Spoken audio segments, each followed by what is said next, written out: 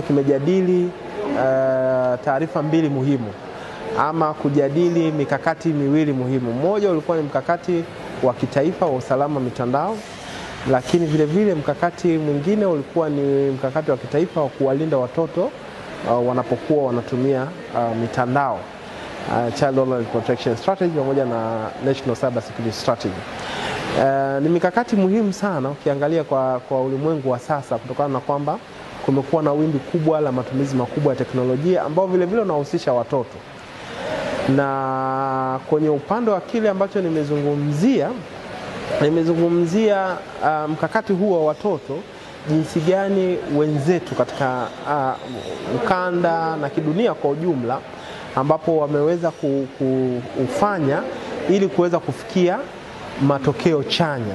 Na nilichokisisitiza ni kwamba ili kuweza kufanikiwa kwenye huu mkakati wa watoto hususan, lazima tuende na kitu tunaita PPT, lazima tuwekeze kwa kiwango kikubwa kwenye elimu ya uelewa, lakini tusishie tu kwenye elimu ya uelewa kwa watu wetu ambao ni watoto pamoja na walezi na wazazi wao, lakini vile vile tuwekeze kwenye mapitio ya sheria ya sasa na halafu, na kuja na policy na sheria ndogo ndogo katika ngazi ya mikoa yetu ili kuhakikisha kwamba watoto wanalindwa kwa mujibu wa sheria, kanuni na taratibu za nchi.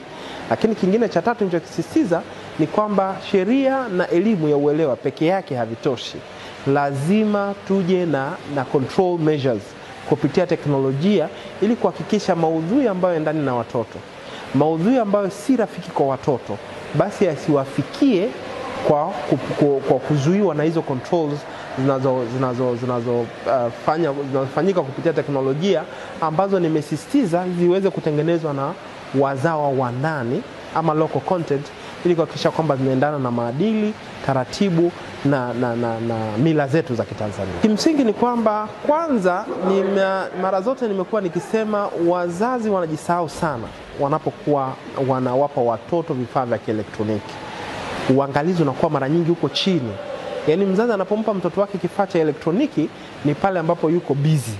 Wakati huo mara nyingi tunasisitiza, unapompa mtoto kifaa cha elektroniki ama mtoto wako anapotumia kifaa cha elektroniki, basi hakikisha uangalizi wa karibu wa mzazi unapatikana, kuhakikisha kwamba mtoto anatumia hicho kifaa cha elektroniki katika maeneo ya wazi ambapo anaweza kumuona na anajua anafanya nini. Lakini uwe na tabia ya kupitia kifaa chake cha elektroniki ujue amekuwa akifanya nini kwenye kifaa hicho cha elektroniki. Zaidi ya hapo, tumekuwa tukisisitiza kwamba watoto wapewe muda mahususi ama maalum wa kutumia vifaa vya elektroniki, kwa sababu anapokuwa kwa muda mrefu akitumia vifaa vya elektroniki, ndio pale sasa anapokutana na changamoto tofauti ama yale madhila yanayopatikana kwenye mitandao.